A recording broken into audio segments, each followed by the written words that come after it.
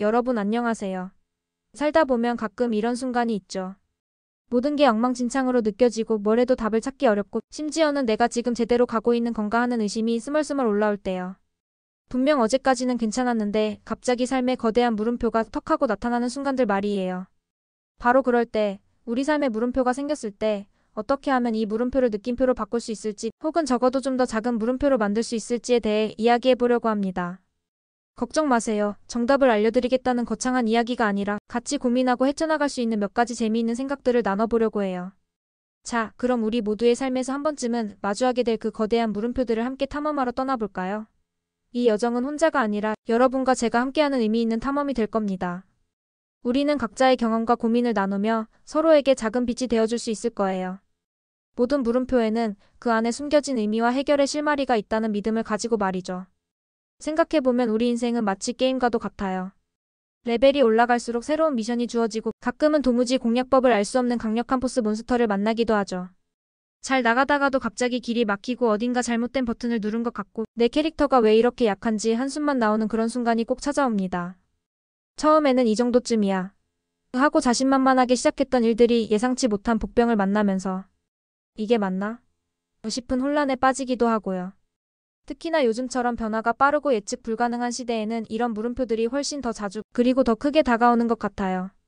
직업, 인간관계, 미래에 대한 불안감, 심지어는 오늘 저녁 뭐 먹을지에 대한 사소한 고민까지도 때로는 엄청난 물음표로 다가오곤 하죠. 어떤 물음표는 왜 나에게 이런 일이 생겼지? 하는 후회와 자책으로 이어지기도 하고 또 어떤 물음표는 앞으로 뭘 해야 할까? 하는 막연한 불안감으로 우리를 짓누르기도 합니다. 하지만 중요한 건 이런 물음표들이 결코 여러분 혼자에게만 찾아오는 특별한 손님이 아니라는 거예요. 전 세계 수많은 사람들이 저마다의 크고 작은 물음표들을 품고 살아가고 있습니다. 우리 모두는 미지의 길을 걷고 있는 탐험가나 마찬가지니까요. 이런 보편적인 경험 속에서 우리는 서로 공감하고 연대하며 함께 해답을 찾아나갈 수 있는 힘을 얻을 수 있습니다. 혼자만의 고민이 아니라는 사실을 깨닫는 것만으로도 우리는 이미 절반의 문제를 해결한 셈일 겁니다. 그렇다면 이런 물음표들이 찾아왔을 때 우리는 대체 뭘 해야 할까요? 첫 번째로 해야 할 일은 바로 인정입니다. 네, 맞아요. 인정하는 거예요. 지금 내 삶에 물음표가 생겼다는 사실, 내가 혼란스럽고 답답하다는 사실, 심지어는 내가 좀 헤매고 있다는 사실까지도요. 이걸 인정하지 않고 계속 괜찮은 척하거나 외면하려고 하면 그 물음표는 점점 더 커지고 진해져서 결국엔 내 시야를 가려버릴지도 몰라요. 마치 감기에 걸렸는데도 괜찮은 척 계속 찬물에 샤워하고 돌아다니면 병이 더 깊어지는 것과 똑같다고 할 수 있죠. 아, 지금 내가 좀 힘들구나. 내가 지금 뭘 해야 할지 모르겠구나. 이렇게 솔직하게 자신을 마주하는 것에서부터 모든 해결책은 시작됩니다. 사실 인정하는 것 자체가 엄청난 용기를 필요로 하는 일이에요. 우리는 사회적으로 늘 완벽하고 강인한 모습을 보여줘야 한다는 압박감에 시달리잖아요. 그래서 물음표가 생겨도 애써 아무렇지 않은 척 모든 것을 컨트롤하고 있는 척 가장하려 합니다. 하지만 기억하세요. 솔직함이야말로 가장 강력한 무기입니다. 자기 자신에게 솔직해지는 순간 우리는 비로소 문제의 본질을 들여다볼 수 있는 첫걸음을 내딛게 되는 거예요. 이 인정의 과정은 마치 복잡하게 얽힌 실타래의 첫 매듭을 푸는 것과 같습니다. 솔직하게 자신의 상황을 받아들일 때 비로소 우리는 그 상황을 변화시킬 힘을 얻게 됩니다. 외면한다고 해서 문제가 사라지는 것은 아니니까요. 오히려 더 단단한 벽으로 변할 뿐입니다. 그러니 지금 이 순간 여러분의 마음에 떠오르는 물음표를 두려워하지 말고 환영하는 마음으로 마주해보세요. 그것이야말로 진정한 용기이자 자신에 대한 깊은 이해의 시작입니다. 두 번째 스텝은 바로 관찰입니다. 물음표가 생긴 지점을 마치 탐정처럼 꼼꼼하게 들여다보는 거예요. 왜 이런 물음표가 생겼을까? 무엇이 나를 혼란스럽게 만들고 있을까? 내 마음속에서 어떤 감정들이 들끓고 있을까? 이런 질문들을 스스로에게 던져보는 거죠. 이때 중요한 건 왜 나는 이 모양일까? 같은 자책성 질문이 아니라 무엇이 나를 이렇게 만들었을까? 하는 객관적인 관찰 질문을 던지는 겁니다. 예를 들어 직장에서의 물음표라면 단순히 나는 왜 이렇게 능력이 없을까? 가 아니라 이 일이 나에게 왜 이렇게 어려운 걸까? 어떤 부분에서 막히는 걸까? 주변 환경에 어떤 문제가 있을까? 등으로 확장해서 생각해보는 거죠. 마치 거울을 보듯이 내 안의 혼란스러운 감정들을 하나하나 꺼내서 이름을 붙여주고 그 뿌리를 찾아보는 거예요. 이때 감정일기를 써보는 것도 아주 좋은 방법입니다. 오늘 나를 힘들게 한 일은 무엇인지, 그때 어떤 감정을 느꼈는지, 그 감정의 원인은 무엇이라고 생각하는지 등을 자세히 적어보는 거죠. 기록하는 과정에서 복잡하게 얽혀있던 생각들이 의외로 명확해지는 경험을 할 수도 있을 거예요. 그리고 이 관찰 과정에서 종종 깨닫게 되는 놀라운 사실이 있습니다. 바로 물음표의 원인이 생각보다 훨씬 단순하거나 아니면 내 예상과는 전혀 다른 곳에 있을 수도 있다는 거예요. 겉으로 드러나는 현상만 보고 섣부르게 판단하기보다는 깊이 파고들어 본질을 찾는 노력이 필요합니다. 이 과정은 마치 깊은 바닷속을 탐험하는 잠수사와 같아요. 표면만 보고 지나치는 것이 아니라 심해의 암초와 해류를 파악하여 숨겨진 진실을 찾아내는 거죠. 처음에는 모호하게 느껴지던 물음표의 형태가 면밀한 관찰을 통해 점차 선명해질 수 있습니다. 감정을 세분화하고 특정 상황과 연결지어 생각해보는 것은 단순히 문제를 분석하는 것을 넘어 자신을 이해하는 귀한 시간이 될 수 있습니다. 우리는 종종 문제를 객관화하지 못해 답을 찾지 못하는 경우가 많습니다. 그러니 잠시 감정에서 한 발짝 떨어져 냉철한 시선으로 상황을 파악해 보려는 노력이 필요해요. 세 번째 스텝은 환기입니다. 아무리 관찰하고 분석해도 답이 안 나올 때가 있어요. 계속 그 문제만 붙잡고 있으면 오히려 더 답답해지고 번아웃이 올 수도 있죠. 이럴 땐 잠시 모든 걸 멈추고 새로운 공기를 들이마시는 게 필요합니다. 산책을 하거나, 좋아하는 음악을 듣거나, 맛있는 음식을 먹거나, 아니면 그냥 멍하니 천장만 바라봐도 좋아요. 중요한 건 물음표에서 잠시 벗어나 다른 것에 집중하는 시간을 가지는 거예요. 뇌를 쉬게 해주는 거죠. 잠시 놓아주는 순간 의외로 답이 번뜩하고 떠오를 때가 많습니다. 이건 마치 계속 풀리지 않는 수학 문제를 붙들고 씨름하다가 잠시 쉬고 왔더니 갑자기 풀이법이 보이는 것과 비슷해요. 우리의 뇌는 우리가 의식적으로 생각하지 않는 동안에도 계속해서 정보를 처리하고 문제를 해결하려고 노력합니다. 그래서 일부러 휴식을 취해주면 뇌가 재충전되고 새로운 관점으로 문제를 바라볼 수 있는 여유가 생기는 거죠. 친구를 만나 수다를 떨거나 전혀 새로운 취미 활동을 시작해보는 것도 좋은 환기 방법입니다. 중요한 건 자신을 과도하게 몰아붙이지 않고 쉬어갈 줄 아는 지혜를 발휘하는 겁니다. 쉬는 게 게으른 게 아니에요. 오히려 더 나아가기 위한 현명한 전략입니다. 특히 디지털 기기에서 잠시 벗어나 자연 속에서 시간을 보내는 것도 훌륭한 환기법이 될 수 있습니다. 숲길을 걷거나 강가에 앉아 물 흐르는 소리를 듣거나 밤하늘의 별을 바라보는 것처럼 말이죠. 이런 활동들은 우리의 마음을 평온하게 하고 복잡한 생각들로부터 잠시 벗어나게 해주어 새로운 영감과 아이디어를 떠올릴 수 있는 기회를 제공합니다. 때로는 우리가 답을 찾기 위해 너무 애쓰는 것이 오히려 답을 가리는 경우도 있습니다. 그러니 의도적으로 쉬어가는 시간을 가지세요.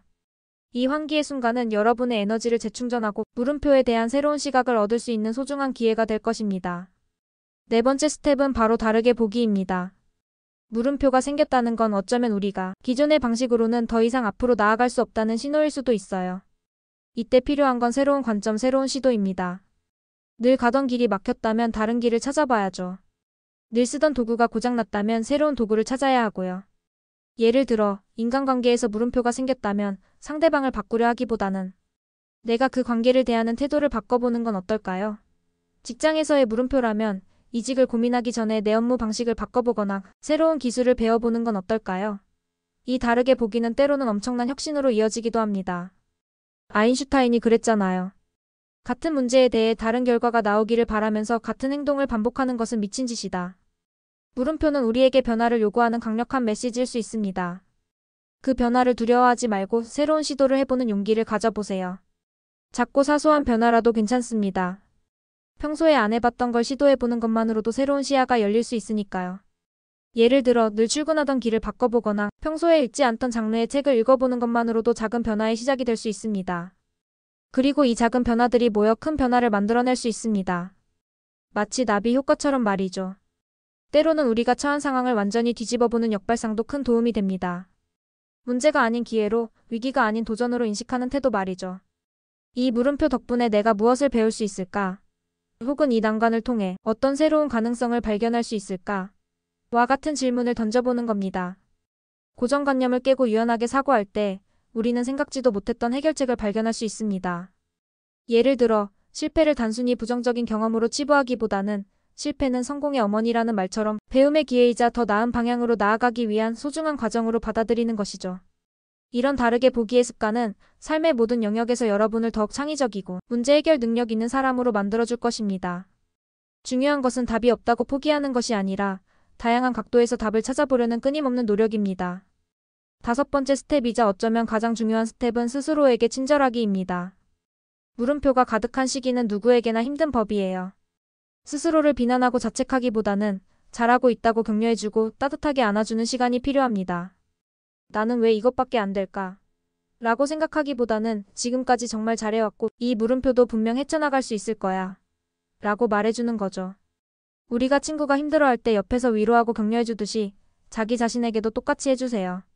셀프 컴패션, 즉 자기 연민은 결코 나약한 것이 아니라 오히려 자신을 회복하고 다시 일어설 수 있게 하는 강력한 힘이 됩니다. 이 힘든 시기를 잘 견뎌내고 있는 스스로를 칭찬해주세요. 그리고 스스로에게 괜찮아, 그럴 수 있어. 라고 말해줄 수 있는 여유를 가지세요. 완벽하지 않아도 괜찮고 넘어지고 다시 일어서는 과정이 바로 인생이라는 것을 잊지 마세요. 가끔은 내가 나에게 줄 수 있는 최고의 선물은 바로 따뜻한 격려와 무한한 지지라는 것을 기억해야 합니다. 우리 모두는 완벽하지 않습니다. 실수하고 넘어지고 때로는 길을 잃기도 합니다. 하지만 중요한 것은 그 과정 속에서 자신을 얼마나 존중하고 사랑하느냐는 것입니다. 힘든 시기일수록 자신을 보살피는 시간을 더 많이 가지세요. 좋아하는 음식을 먹고 충분히 잠을 자고 마음을 편안하게 해주는 활동에 몰두하는 것만으로도 큰 위로가 될 수 있습니다. 스스로에게 너그러워지는 것은 결코 자기 합리화나 회피가 아니라 다음 단계를 위한 필수적인 에너지 충전 과정입니다. 자신을 믿고 지지해주는 강력한 내면의 목소리를 키우는 것이야말로 어떤 물음표도 이겨낼 수 있는 진정한 힘이 됩니다. 자신을 존중할 때 우리는 타인의 의견이나 외부의 시선에 덜 흔들리게 되고 오로지 자신만의 속도와 방향으로 나아갈 수 있는 단단함을 갖추게 됩니다. 이렇듯 자신에게 친절한 태도는 위기를 극복하는 데 필요한 내적인 회복 탄력성을 높여줄 것입니다. 마지막으로 모든 물음표가 반드시 느낌표로 바뀌어야 하는 건 아니라는 점을 말씀드리고 싶어요. 어쩌면 어떤 물음표는 계속 물음표로 남아있을 수도 있습니다.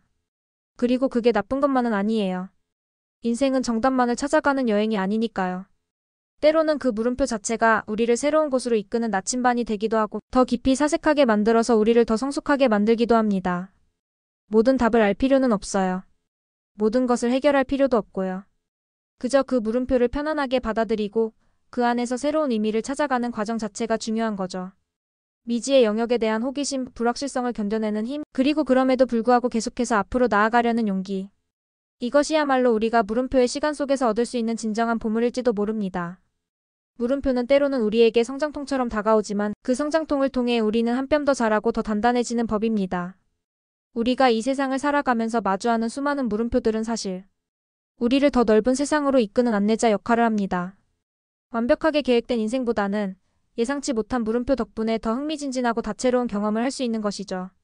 정해진 답이 없다는 것은 오히려 무한한 가능성을 의미합니다. 그 안에서 나만의 답을 찾아가는 과정 자체가 인생의 가장 큰 재미와 의미가 될 수 있습니다. 중요한 것은 물음표를 두려워하거나 회피하는 대신 호기심과 긍정적인 태도로 마주하는 것입니다. 이 물음표들이 여러분의 삶을 더욱 풍요롭게 만들고 예상치 못한 성장과 배움을 선사할 것이라고 저는 확신합니다. 그리고 기억하세요. 이 모든 과정 속에서 여러분은 결코 혼자가 아닙니다. 수많은 사람들이 여러분과 비슷한 물음표를 품고 살아가고 있으며 우리 모두는 함께 이 여정을 헤쳐나갈 수 있습니다. 여러분, 삶의 물음표가 생겼을 때 오늘 제가 말씀드린 이 이야기들을 한번 떠올려 보세요.